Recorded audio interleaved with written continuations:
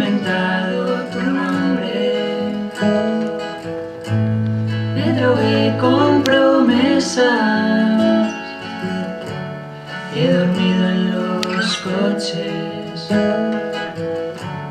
aunque tú no lo entiendas, nunca escribo el remite en el sobre, por no dejar mis huellas.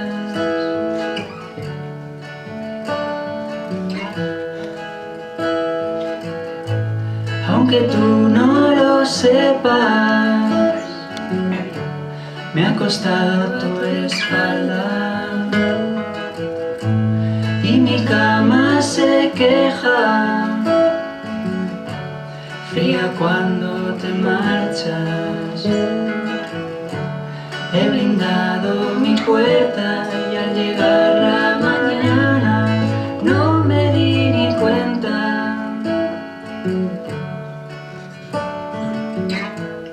de que ya nunca estaba.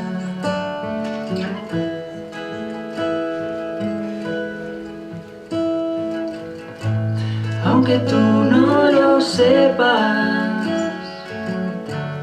nos decíamos tanto,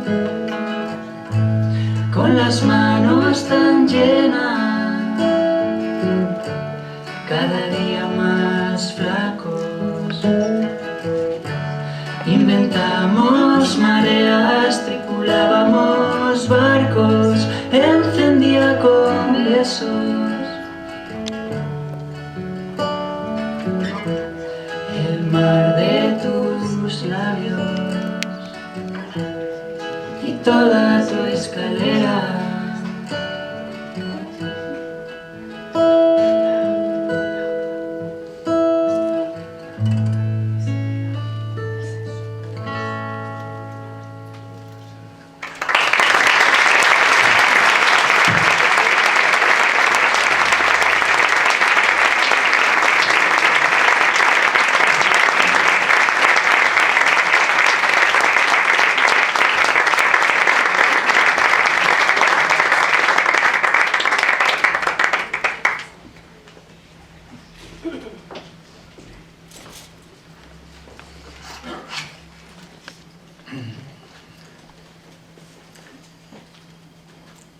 Buenas tardes, amigas y amigos de la cultura.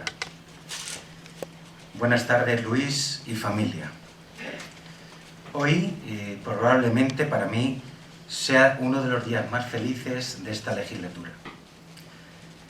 Estar aquí reunidos en torno a la cultura, junto con Luis Montero y nuestro club de lectura, sinceramente, me llena de emoción y de orgullo. Solo falta Almudena, pero aunque no esté presente, su alma, su fuerza y su espíritu valdosiano está entre todos nosotros. Está en sus libros, que muchos de nosotros hemos traído a este acto. Su vitalidad y su valentía ante la vida nos enseña y nos alienta a seguir adelante, con ese realismo que nos ha regalado en todas sus obras. La misma valentía que define a nuestro club de lectura. Un club de mujeres, en su inmensa mayoría, como hemos visto, que año tras año hace de la lectura la herramienta perfecta para avanzar y vivir una vida más plena. Un club de lectura con más de 60 participantes, con nombres y apellidos, pero que después de 23 años de andadura de la mano de Marisa Baelo, aún no tenían nombre. Quizá, estoy seguro, quizá estaban esperando a Almudena Grandes. Y esta tarde, aquí representada, tenemos el gran regalo de contar con la presencia del poeta y director del Instituto Cervantes, Luis García Montero. Gracias, Luis, gracias por ser tan accesible y cercano. Gracias por tu compromiso con los lectores de Almudena. Y gracias por tu generosidad al compartir un pedacito de una de las mujeres, de las escritoras, de las mejores escritoras del siglo XX, que además fue tu compañera de viaje. Gracias, Luis, por brindarnos el privilegio de compartir esta tarde contigo. Muchas gracias en nombre de Hoyo.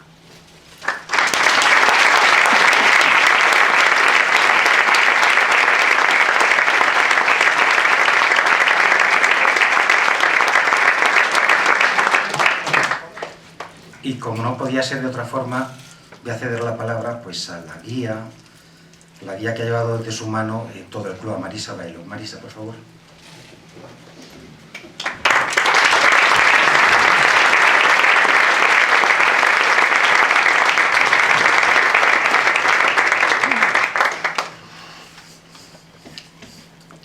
Buenas tardes y muchas gracias a todos por estar aquí. Oyenses, autoridades, vecinos de otros municipios, amigos de la cultura, lectoras, lectores y muy especialmente al poeta y crítico literario Luis García Montero, que nos acompaña esta tarde. Usando el verbo del poema, aunque tú no lo sepas, compuesto por Luis y que nos han versionado María y Álvaro, nosotros sí sabemos por qué estamos aquí. Este es un acto cultural muy importante para nuestro municipio y con él queremos recordar con cariño y acercar a Ollo a nuestra querida Almudena Grandes. Desde hoy, el Club de Lectura de Adultos llevará su nombre y estaremos muy orgullosos porque ha sido una magnífica representante de la literatura española, capaz de acercarnos con sus personajes y hacernos vivir con ellos la historia. Siempre ha valorado mucho a sus lectores y de forma especial a los clubes de lectura. El de Ollo nació a finales del siglo XX, con un grupo de 8 lectoras. En estos momentos del siglo XXI, el club lo componen más de 60 lectoras y lectores. No ha pasado un siglo, solo 23 años. Mi cariño y agradecimiento a todos los componentes del club durante todos estos años. Algunas han fallecido, otras lo dejaron. Los hombres, muy pocos. Pero en conjunto hemos creado un club sólido que mantiene viva la actividad cultural. Para los que ya no están con nosotros, un recuerdo especial. Y también echaremos en falta a las que hoy no han podido venir por esta nueva epidemia de COVID. La clave para que el club funcione está en sus lectores y en los libros, que nos ayudan a llevar la vida de otra manera. Incluso nos permiten soñar y viajar. Más de 300 títulos hemos leído juntos estos años. Hemos leído y compartido, porque la esencia del club es compartir. Entre libro y libro hemos trabajado en proyectos solidarios, hemos realizado salidas culturales, hemos conocido autores y, en definitiva, hemos disfrutado de las historias de muchos libros nos han enriquecido en la vida. Mi agradecimiento también al Ayuntamiento de Ollo, a su actual alcalde Julián Carrasco, porque desde el año 2012 el club pasó a integrarse en la Biblioteca Municipal Camilo José Cela, tras el cierre de la Biblioteca de la Obra Social Caja Madrid, donde nació. Las concejalías de cultura dirigidas en un principio por Victoria Barderas y ahora por Bernardo Martínez de Albornoz siempre han hecho posible el desarrollo de la actividad. Considerando que la cultura está por encima de ideologías y tendencias políticas, el club ha colaborado siempre en los diversos proyectos de las distintas corporaciones locales que han gobernado en estos años sin tener en cuenta el color político. Y volviendo a recordar a Almudena y su extensa obra literaria, reconocemos en ella la huella que Cervantes y Galdós dejaron en sus palabras, la defensa hacia las mujeres a las que hace protagonistas de sus historias y las empodera para tener las mismas igualdades en la vida. Con ella, el club tiene vínculos que nos unen, porque sin sospechar que su pronta despedida, leímos allá por el año 2000, en los primeros años del club, Las edades de Lulú, queriendo encontrar esa literatura fresca y novedosa que ella plasmó en su novela de 1989. De manera individual, las lectoras han leído casi todos sus libros, y La madre de Frankenstein también la hemos comentado en el club, y cuando Almudena falleció en noviembre del 21, un grupo de las lectoras estaba leyendo el que fuera su último libro. De ahí nuestra conexión con su obra, el espíritu galdosiano, y nuestra aceptación y orgullo a que nos acompañe con su nombre, aunque nos hubiera gustado mucho su presencia en esta tarde. Os pido un aplauso para ella y muchas gracias.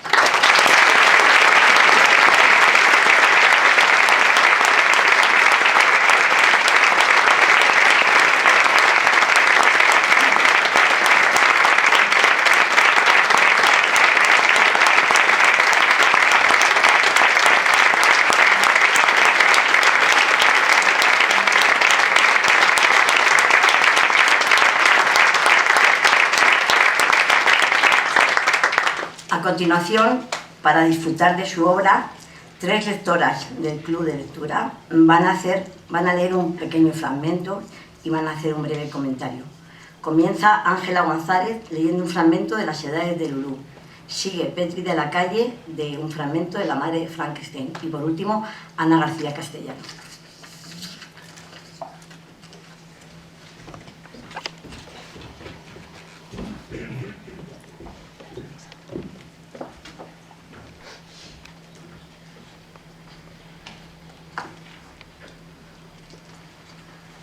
Buenas tardes.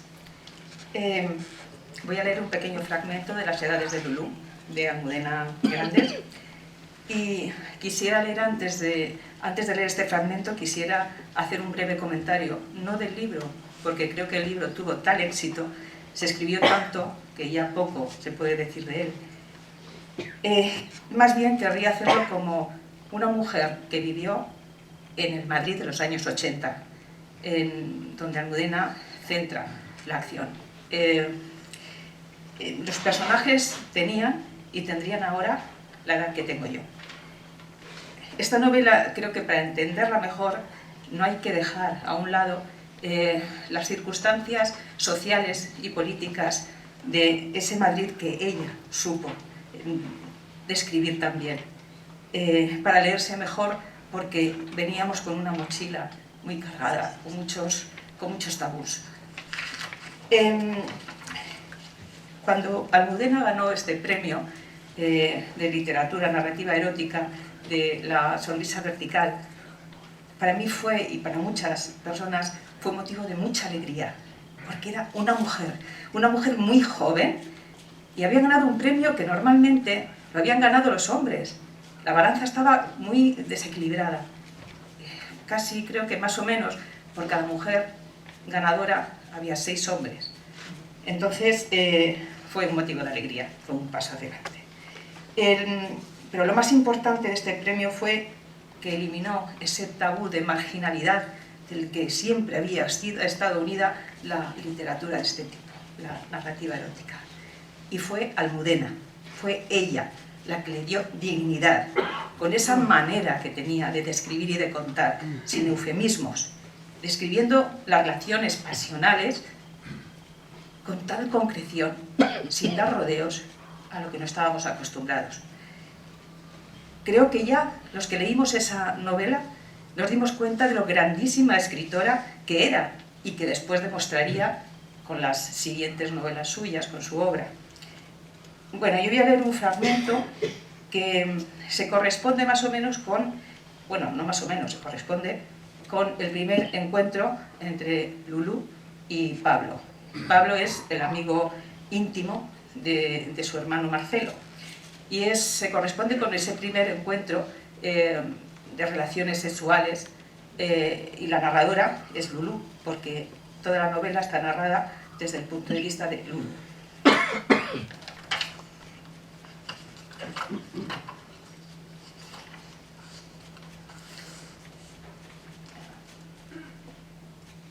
Entonces comenzó la clase teórica, la primera.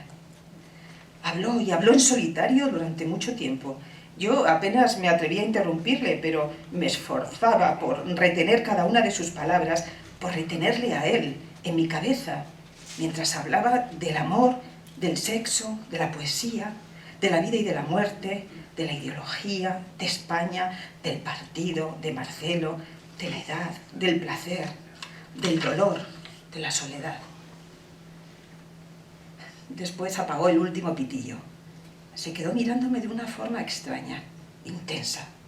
Sonrió como si quisiera borrar de su rostro esa intensidad y me dijo algo así como: «Va, no me hagas ni caso». Apartó la sábana y comenzó a recorrer mi cuerpo con una mano. Yo miraba su mano y le miraba a él. Y le encontraba hermoso, demasiado hermoso, demasiado grande y sabio para mí. Le habría acariciado, le habría besado y mordido, le habría arañado, no sé por qué, sentía que debía hacerle daño, atacarle, destruirle. Pero tenía miedo de tocarle.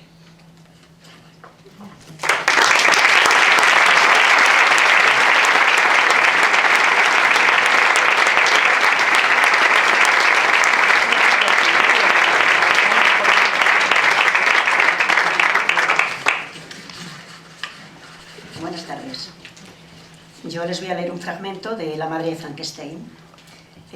La madre de Frankenstein, bueno, en su narración describe la situación de la psiquiatría española durante los años 50 y como eje central tiene el personaje de Aurora Rodríguez Carballeira, que está ingresada en el manicomio de Cienpozuelos. Aurora fue muy conocida durante los años 30 porque había asesinado a su hija Hildegard. Se presentó en la consulta de un psiquiatra diciendo que había asesinado a su hija. Y esto fue un hecho tan importante, tuvo tanta repercusión, que Almudena se interesó muchísimo por el caso, investigó y llevó este personaje a su novela. Aurora es un personaje pues real, es pensadora, es filósofa, es autodidacta, es rica, un hecho que tiene muchas consecuencias, porque en el psiquiátrico, los enfermos psiquiátricos eran un desecho de la sociedad, pero encima las mujeres eran el desecho del desecho. Pero las ricas tenían ciertos privilegios y esta mujer pues, podía permitirse el lujo de tocar el piano, de ir al invernadero y tener plantitas, de charlar con una niña y enseñarla a leer y demás. Bueno, estaba diagnosticada era una enferma paranoica con manías persecutorias y delirios de grandeza. Creía que había nacido para mejorar la humanidad y que eso sería a través de su hija, Hildegard. Pero cuando su hija comienza a reclamar independencia, a tener una vida que la madre considera que es un poco de perversión, la asesina. Para Aurora, ese asesinato, o sea, no está arrepentida. Ella se compara con un escultor que no está muy de acuerdo o muy satisfecho con el boceto que ha hecho de su obra y lo rompe. Para ella su obra es su hija y está descontenta. Por lo tanto, no se arrepiente de lo que ha hecho. Está enclaustrada durante 21 años en Cienpozuelos, aunque la novela nos muestra los 2 últimos años. Y durante este encierro, pues hace muñecos de tela a los que les quiere dar vida. En su paranoia no afectaba a su inteligencia. El fragmento de la lectura que les voy a leer se corresponde con uno de tantos monólogos internos en los que muestra su delirio, pero también su inteligencia y su claridad intelectual. Voy con el texto. Que mi existencia no tenga sentido, que este hijo también se malogre. ¿Y para qué habría venido yo a este mundo? Tranquila, Aurora, tranquila. Tienes que serenarte. La ansiedad no es buena en tu estado. Vamos a pensarlo bien. Tienes que concentrarte. Tu cerebro es invencible, ya lo sabes. ¿Se equivocó Lamarck? No. ¿Y Darwin? ¿Se equivocó? No, rotundamente no. La función crea el órgano. La supervivencia de una especie depende de sus individuos mejor adaptados. Esa es la verdad. Una verdad que cambió la historia del conocimiento. La verdad que explica para qué he nacido, qué papel estoy destinada a jugar en el destino del género humano.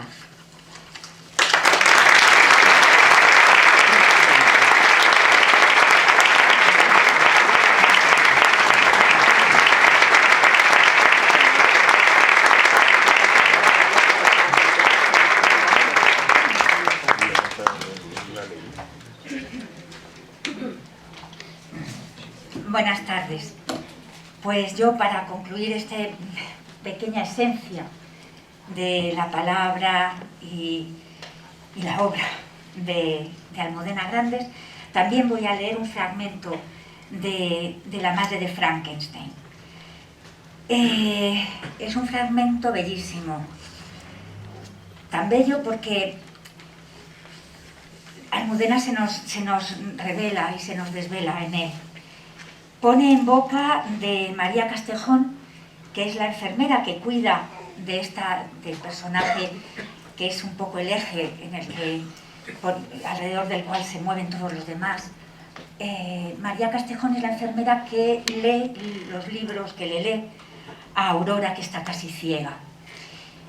Y hablando de sus lecturas, María Castejón, digo que se revela y que desvela, en ella se desvela totalmente Almudena, porque es realmente autobiográfico esto que nos cuenta.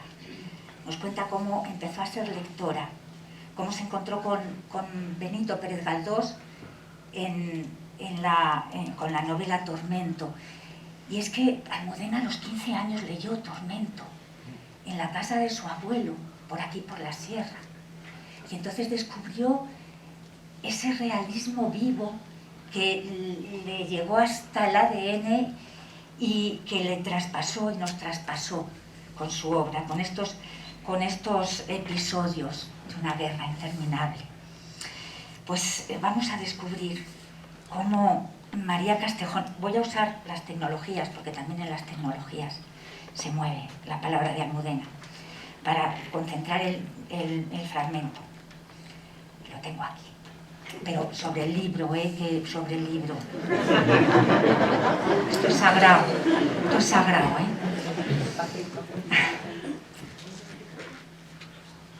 Dice María Castejón hablando con Germán Velázquez, que es el médico psiquiatra que vuelve después de 15 años exilado en Suiza y vuelve con terapias nuevas y aborda a Aurora, a la que él conoció cuando él tenía 13 años y le impresionó. Y María Castejón, la enfermera, le hace estas confesiones. Total, que cuando me acabé Los Miserables, como había aprendido a esconder tonos gordos, empecé con las obras completas de Pérez Galdós, que también habían sido del marido de doña Albertina. pues muy beato no sería. El doctor Velázquez sonrió. ¿Verdad que no? Eso pensé yo cuando leí Tormento, que fue la primera y me encantó. Pero tanto...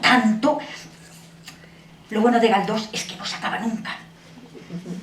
Me metí en el cuarto donde está ahora mi abuela y me leí Fortunata y Jacinta 2 veces seguidas. Es que cuando la terminé no me apetecía leer ninguna otra cosa, así que me la empecé a leer otra vez. Y no me arrepentí, no crea. Me pareció un libro maravilloso. Fortunata me enseñó muchas cosas, pero cuando me hicieron falta, no quise acordarme de ninguna. No quise reconocerme en su ingenuidad, en su pasión, en sus decepciones. Tampoco me dio la gana de reconocer a Juanito Santa Cruz, aunque el destino me lo puso delante de las narices. Y ni siquiera eso fue lo peor. Me convencí de que vivía en una época distinta, una sociedad distinta, una realidad distinta. No me resultó difícil. Gracias.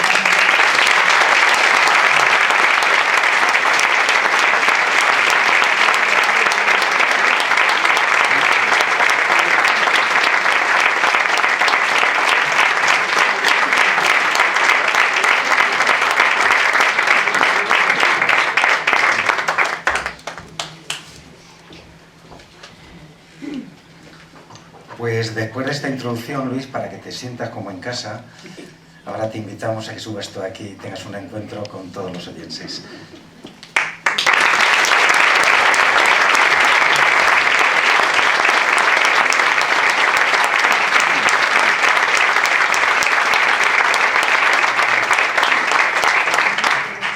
Yo pues quiero dar las gracias en nombre de toda la familia, de los hijos, de los hermanos, de la tía Lola, porque la verdad es que el cariño que recibe Almudena, el cariño con el que se ha respondido a la pérdida de Almudena, para nosotros es una compañía y es un consuelo. La vida pues tiene que acostumbrarse a las pérdidas. Vivir es ir despidiéndose de unas cosas, de otras, y hay cosas demasiado importantes para despedirse, y entonces la vida se queda sin sentido. Y la única manera de encontrarle un sentido nuevo a la vida pues tiene que ver con cosas como el cariño, como el agradecimiento. Y la verdad es que yo estoy muy agradecido desde el día en que murió Almudena, desde el día de su entierro. El cariño ha sido realmente espectacular, Yo en la historia de la literatura no recuerdo una reacción tan parecida, si no me voy a principios del siglo XX, a 1920, y recuerdo la muerte de don Benito Pérez Galdós. Y la verdad es que es una hermandad de cariño popular que le hubiese encantado a Almudena. Los homenajes, el que se le hayan puesto calles, el que se le haya puesto su nombre a algunas bibliotecas, el que los clubes de lectura homenajeen su obra y su recuerdo es muy, muy importante. Almudena repitió una y otra vez que el mejor premio que puede tener un escritor es sus lectores y sus lectoras. Y eso es así. Ella fue reconocida en España con el Premio Nacional de Literatura, en el extranjero con premios tan importantes como el Sor Juana de la Feria del Libro de Guadalajara, la feria del libro más importante de la lengua, pero era muy consciente de que el premio más importante para un escritor son sus lectores, porque uno escribe para dialogar con sus lectores y porque además ella fue libre para escribir, para dedicarse a la literatura gracias a sus lectores. El éxito de su primera novela, que fue un éxito muy importante, le permitió poder vivir dedicada a la literatura y con la libertad de escribir para sus lectores. Y además, ella, pues como tenía la vocación literaria que había heredado de Benito Pérez Galdós, pues supo comprender que el éxito era una responsabilidad y que más que hacerse famosa o escribir libros fáciles para tener pues muchas ventas, lo que quería era seguir manteniendo su diálogo con los lectores, pero apostando por la calidad literaria radical que mantuvo a lo largo de su literatura, cuando contó la historia sentimental de su generación, cuando de pronto comprendió, y es una lección de la literatura, que en el presente está también el pasado y que es el reconocimiento de la herencia y del pasado lo que nos hace comprender el futuro y comprometernos con el futuro y no utilizar el tiempo con un objeto de usar y tirar, sino como un compromiso con recibir la herencia de los mayores y dejársela después a las generaciones siguientes. Y eso es lo que le llevó a ella a pasar de su generación al recuerdo de las generaciones anteriores, a escribir esos episodios de una guerra interminable y a hacerlo como un compromiso con el futuro y en su caso concreto también siendo muy consciente de que en su compromiso debía tener un protagonismo muy importante la mirada de una mujer, porque quería reivindicar que la historia la hacemos entre todos y entre todas, pero que las historias en general se encarnan en los seres humanos y que por las condiciones históricas, tradicionales y heredadas siempre había predominado la mirada de los hombres frente a las miradas de las mujeres, y ella quiso aportar la mirada de una mujer, sabiendo que a la hora de defender las identidades no se trata de fragmentar el bien colectivo, sino de comprender que el bien colectivo es un respeto a la diversidad y que el respeto a las identidades pues es una construcción de un bien común que es el bien de la convivencia en la sociedad. Y yo no creo que haya mejor metáfora del contrato social que la lectura y el libro. Los que leemos, lo que hacemos es habitar una historia con nuestro propio corazón, con nuestra propia razón, una historia que ha creado un autor, una autora, de forma hospitalaria, porque con el mismo cuidado que se prepara una casa para recibir a un amigo, a una amiga, pues se prepara un libro para recibir a un lector. Y las páginas se convierten en un espacio público en el que la historia del lector coincide con la historia del autor y se crea ese diálogo que produce el hecho literario. Yo estoy convencido de que la mejor metáfora de un contrato social es la lectura, porque a mí la literatura me ha enseñado que al escribir nos ponemos en el lugar del otro, pero sin dejar al otro sin lugar, sino compartiendo una convivencia que es el conjunto de historias de la experiencia humana que nos contamos en torno a la hoguera. De manera que no hay mayor cosa que pudiera hacerle ilusión a Almudena, ni mejor reconocimiento que el reconocimiento que le hacen sus lectores, sus lectoras, en un club de lectura, en una biblioteca. Quiero agradecer enormemente al Club de Lectura de Hoyo de Manzanares que se le ponga el nombre a Almudena y al ayuntamiento, porque creo que es un acto que le hace mucha emoción. Y miren ustedes, para una persona como yo, que no tiene excesivas inquietudes metafísicas, la muerte se convierte en un animal doméstico. La muerte para mí es un animal doméstico, es un convivir con el día a día. Del mismo modo que uno entra por la mañana a un cuarto de baño y el perro se te ha metido de un hijo en el cuarto de baño, pues entra a un cuarto de baño y nota que en la percha de la ducha hay solo una toalla en vez de dos. Si uno va por el pasillo, pues lo mismo que el gato de casa está en el pasillo, pues uno se encuentra con que hay una habitación con un ordenador apagado.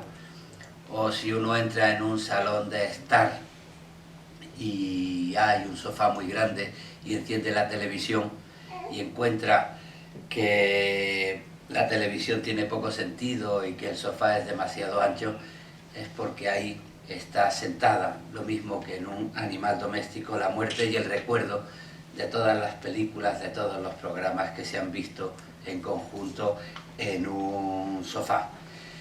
La mejor manera de luchar contra la tristeza es comprender que contra la tristeza no se puede luchar. Lo que se puede hacer es habitar la tristeza y hacer que la pérdida se convierta en memoria y poder convivir con la memoria. Y si hay algo que ayuda a que la familia de Almudena conviva con su pérdida, es el cariño que personas como ustedes nos dan día a día en recuerdo de Almudena. Almudena quiso mucho a la gente y la gente quiere mucho a Almudena, y eso nos da la posibilidad de encontrarle un sentido a la vida. Y me despido recordando 4 versos que le escribí a Almudena. Tengo mala memoria para mis poemas, les puedo recitar un poema de Garcilaso o de San Juan de la Cruz, pero mis poemas los recuerdo poco, pero hay 4 versos que no voy a olvidar nunca y que les dedico a ustedes por el cariño que han demostrado a Almudena. 4 versos que le escribí a ella. Si alguna vez la vida te maltrata, acuérdate de mí, que no puede cansarse de esperar aquel que no se cansa de mirarte. Muchas gracias.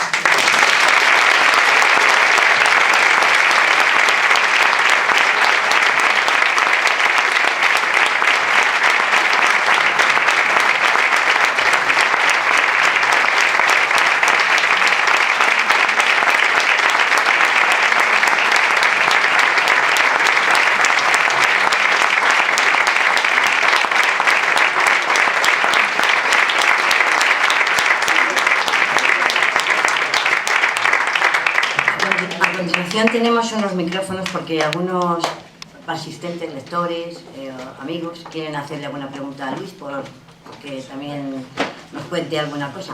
Lo que no sé es cómo lo hacemos, le dejamos a Luis el micrófono, viene aquí y va preguntando. Nos haría falta, por favor, un poco de luz, porque si no...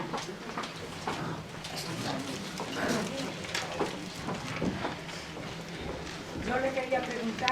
A ver, ¿Cómo, cuándo y dónde escribía Almudena? Pues Almudena era una mujer muy disciplinada, muy disciplinada. Y entonces ella se levantaba todas las mañanas y cumplía un horario de oficina.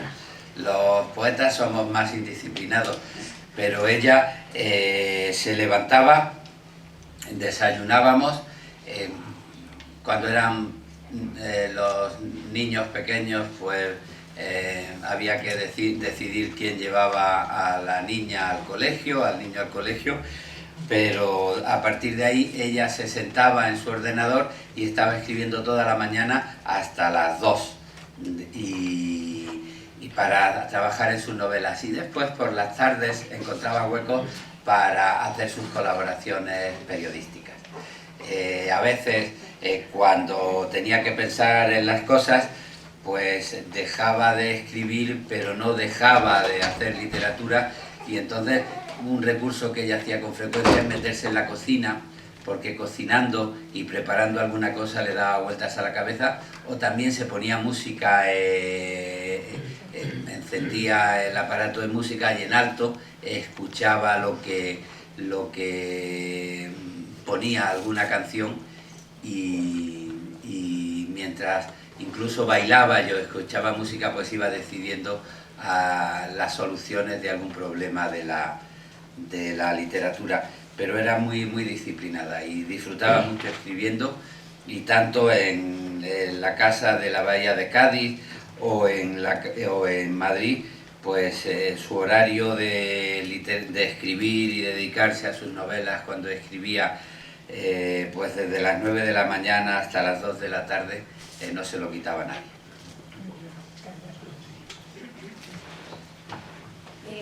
Yo quería saber cuáles son las relaciones del Instituto Cervantes con los países sudamericanos. Bueno, vamos a ver. El Instituto Cervantes, que se funda en 1991 con la democracia, tiene como misión la enseñanza del español y la difusión de la cultura española y en español en todos aquellos países que no tienen el español como lengua materna. Porque los españoles somos el 8% del idioma, y solamente el español tiene tanta fuerza, somos 500 millones de hablantes nativos, la segunda lengua del mundo después del chino mandarín, y la segunda lengua en comunicación después del inglés, porque con la gente que estudia español llegamos a los 600 millones. Entonces se decidió en la fundación del Instituto Cervantes que dentro del trabajo del Ministerio de Exterior, en los países que tienen el español como lengua materna, lo que hay son casas de la cultura española, centros culturales españoles, que es lo que hay en México, en Argentina, bueno, en todos los países latinoamericanos, porque lo sensato es que cuando alguien quiere estudiar español, un extranjero en Argentina, pues se lo enseñen los profesores argentinos, y cuando quieren en México estudiar español, pues se lo enseñen los profesores españoles. Lo que tenemos es convenios con la UNAM de México, con la Universidad de Buenos Aires, a la hora de crear proyectos conjuntos de defensa de español y las certificaciones de conocimientos de español. Entonces, en los países latinoamericanos lo que hay es centros culturales.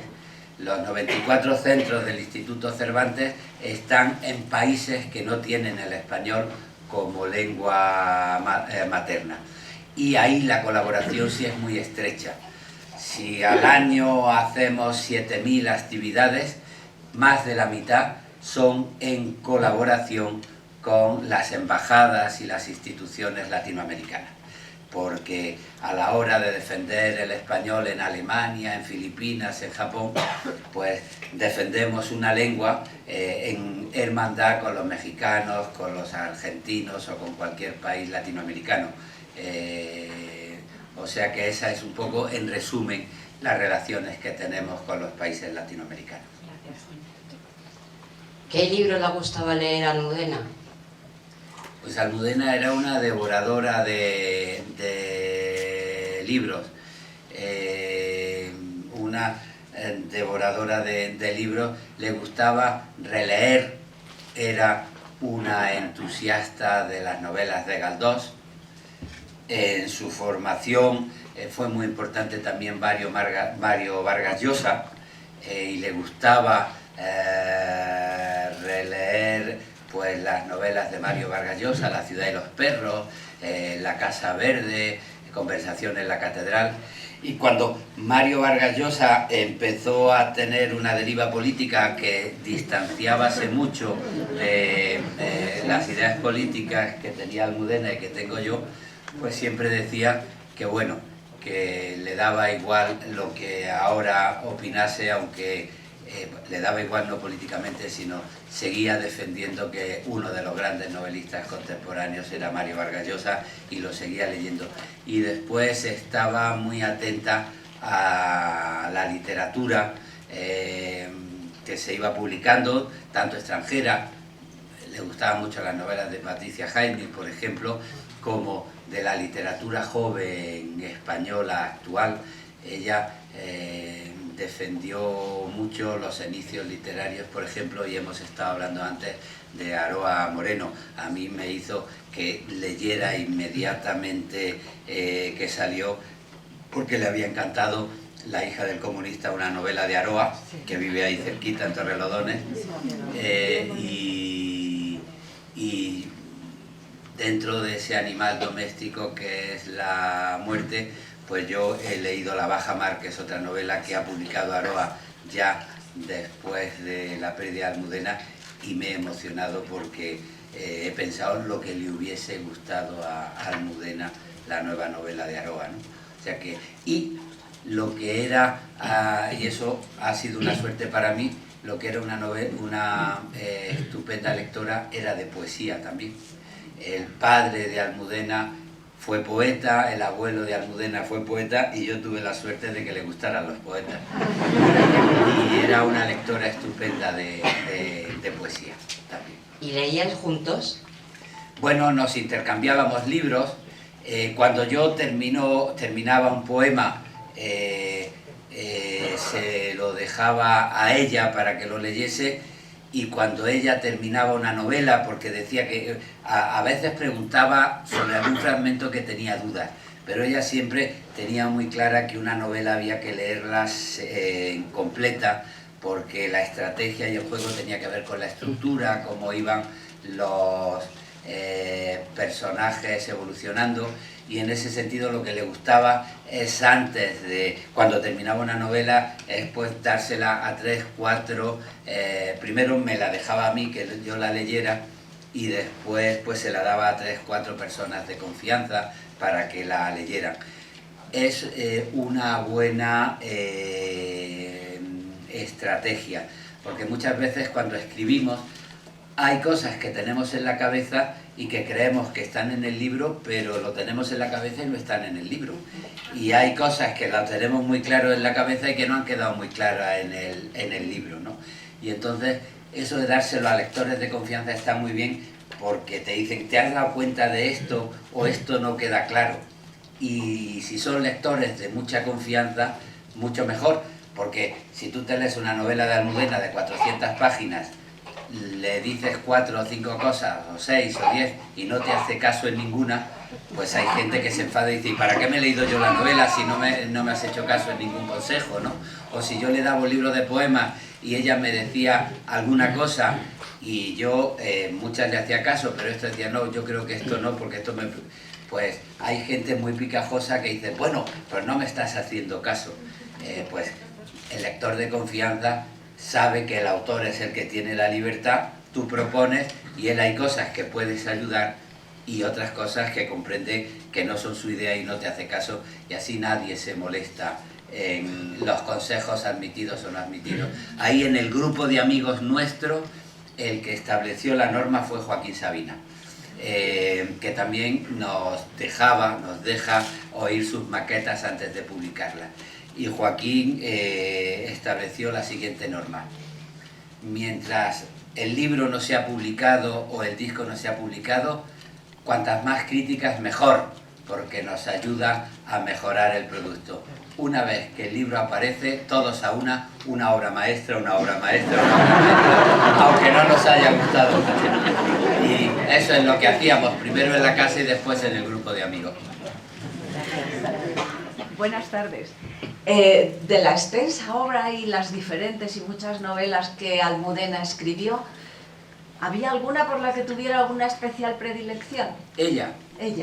Bueno, en distintos momentos y en distintos motivos, ella, por ejemplo, le estaba muy agradecida a Las Edades de Lulú porque le había abierto el camino de su vocación y se pudo dedicar a la literatura. Después estaba muy agradecida a algunas novelas con las que se sentía muy identificada. Por ejemplo, El corazón helado, que yo creo que le dio la dimensión de poder pasar de una literatura generacional a una literatura también de perspectiva histórica, y que le abrió las puertas, bueno, también Los aires difíciles un poquito antes, que le abrió las puertas después a las novelas con las que ella últimamente se sentía más realizada, que son los episodios de una guerra interminable, ¿no? Desde Inés y la alegría hasta La madre de Frankenstein. A mí la novela de ella que prefiero es El Atlas de Geografía Humana. Nosotros nos conocimos cuando estaba terminando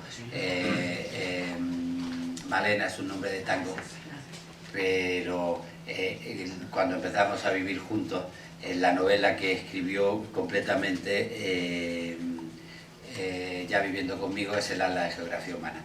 Y la dedicatoria del Atlas de Geografía Humana es a Luis, que cambió el argumento de esta novela, porque me metí por medio en el argumento, en estos consejos que nos dábamos, de a Luis, que cambió el argumento de esta novela y el argumento de mi vida.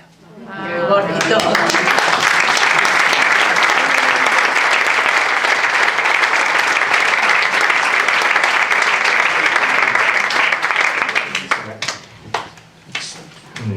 Justamente has contestado lo que te iba a preguntar, cuál era precisamente tu novela preferida, pero aprovecho precisamente para decirte que tengo también gran admiración por ti y que cuando hablas por la radio, a mí se me para el mundo. Gracias.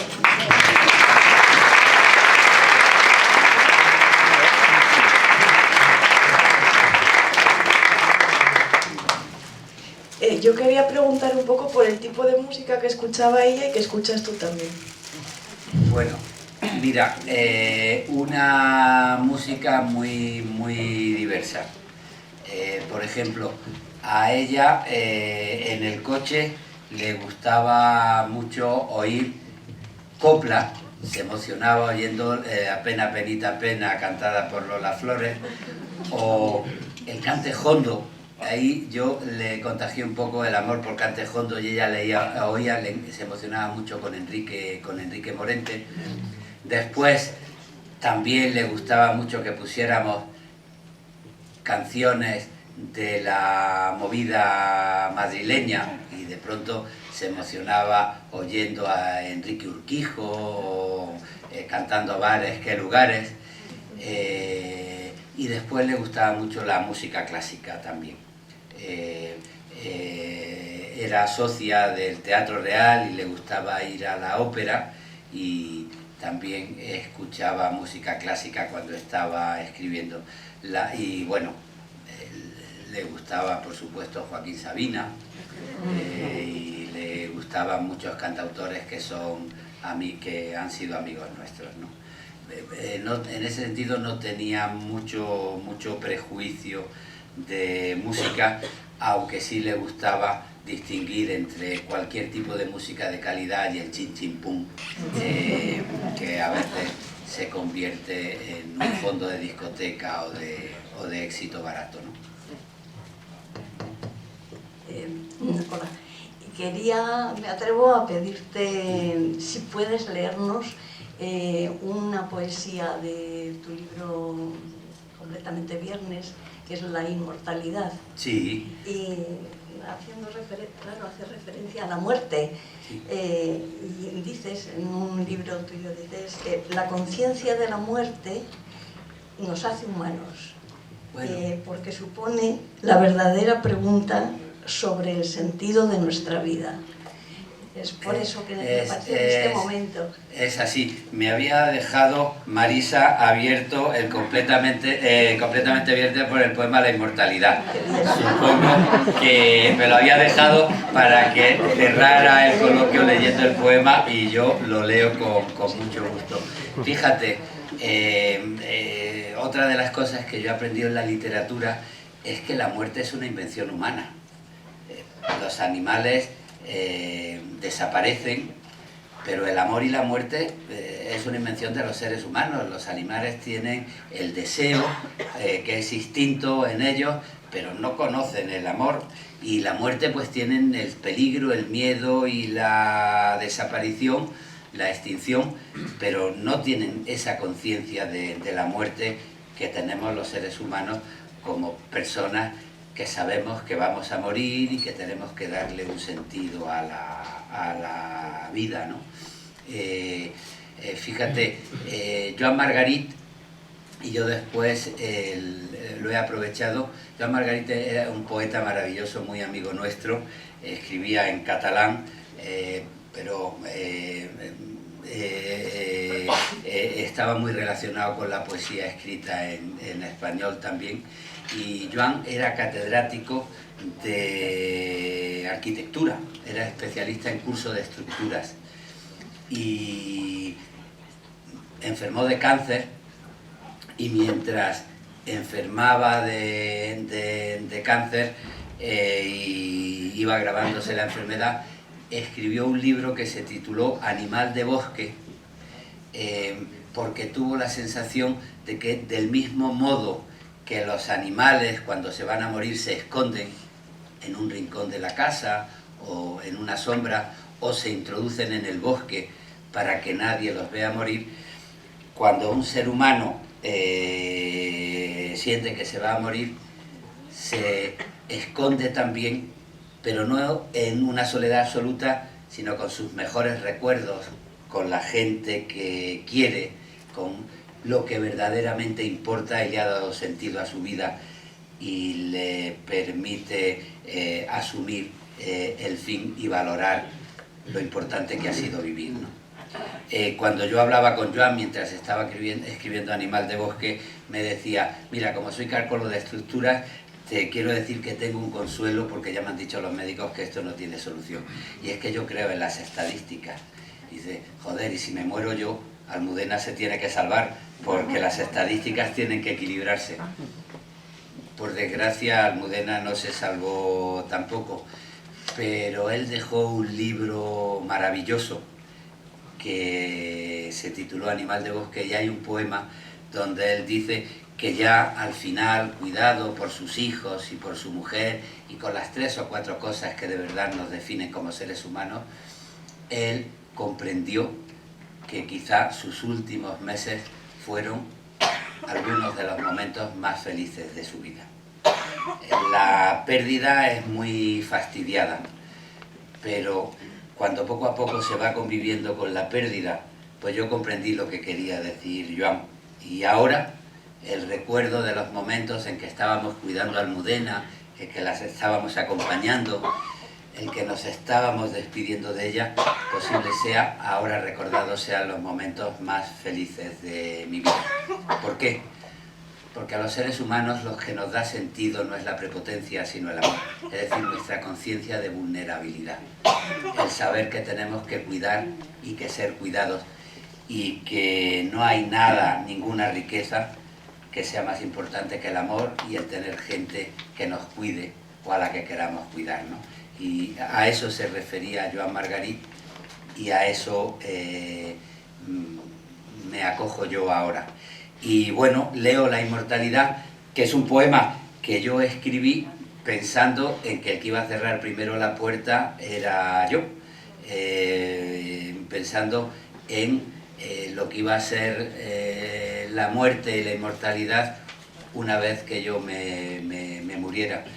Pero al final ha sido al revés, y en este sentido ahora la inmortalidad la leo yo mismo del otro lado, de lo que no nos puede quitar la muerte, ¿no? Si queréis, como final pues, de la conversación leo el poema.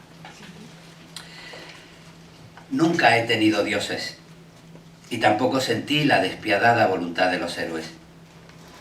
Durante mucho tiempo estuvo libre la silla de mi juez y no esperé juicio en el que rendir cuentas de mis días.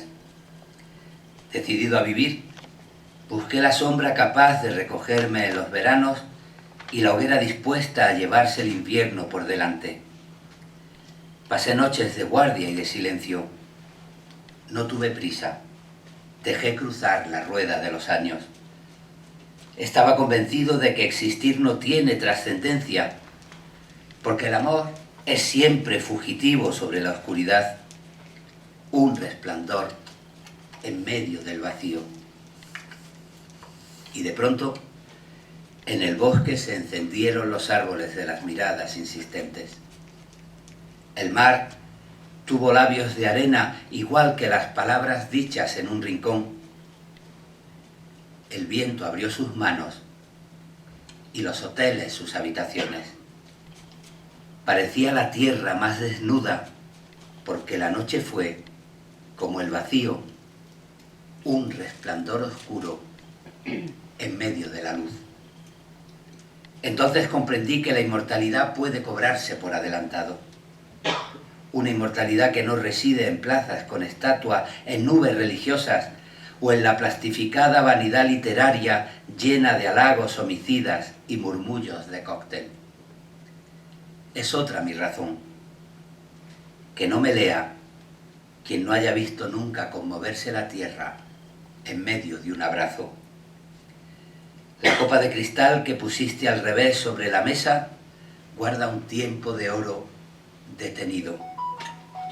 Me basta con la vida para justificarme. Y cuando me convoquen a declarar mis actos, aunque solo me escuche una silla vacía, será firme mi voz. No por lo que la muerte me prometa, sino por todo aquello que no podrá quitarme.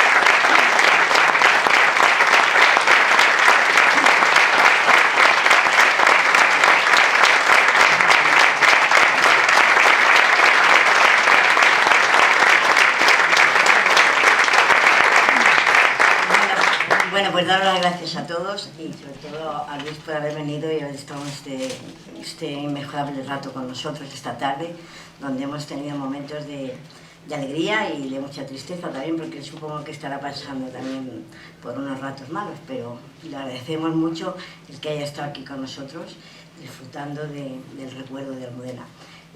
No hemos terminado, dar las gracias también a los músicos, a los que han leído, y no hemos terminado porque falta que vayamos a descubrir la placa en el Centro de Cultura, en la Plaza de Cervantes, que es la que se va a quedar ahí ya para siempre. Y además habrá un brindis, y ya que está aquí, pues le voy a pedir que venga al Club de Lectura, que leeremos poesía, que no solemos leer mucho en el Club de Lectura, es más narración, pero a partir de, bueno, nos comprometemos, vamos a leer, y entonces ya pues muy bien, y seguimos siendo... Muchas gracias.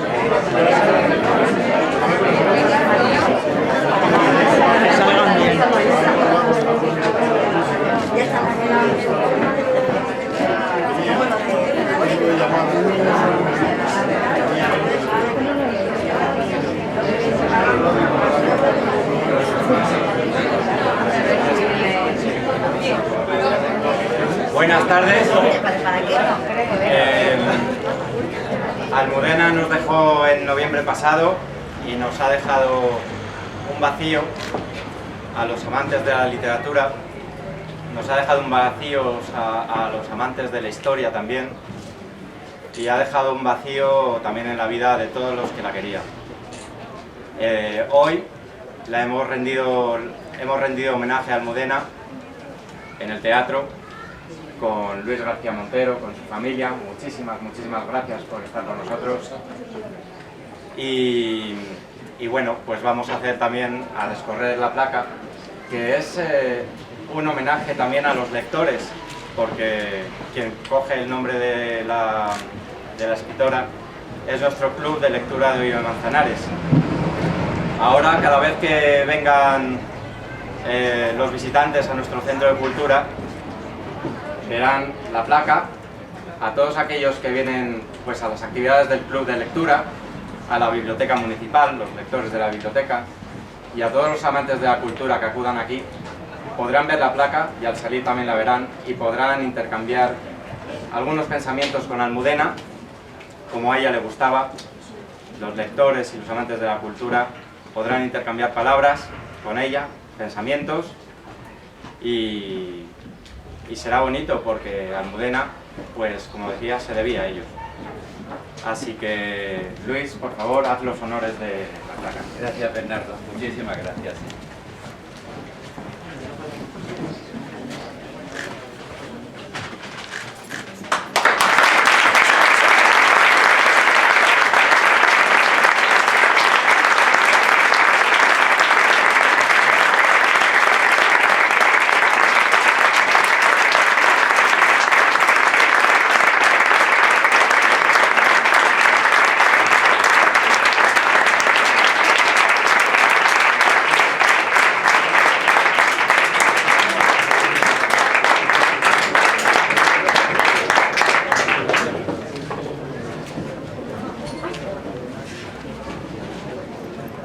Muchísimas gracias, de verdad, de corazón. Antes me gustaría brindar por Almudena y recordando una frase suya, lo tengo aquí para que no se me... Almudena decía: desde pequeña siempre he querido ser escritora. Yo no me recuerdo a mí misma queriendo ser otra cosa, porque desde pequeña lo que más me ha gustado en la vida es leer. Por Almudena, grande Almudena.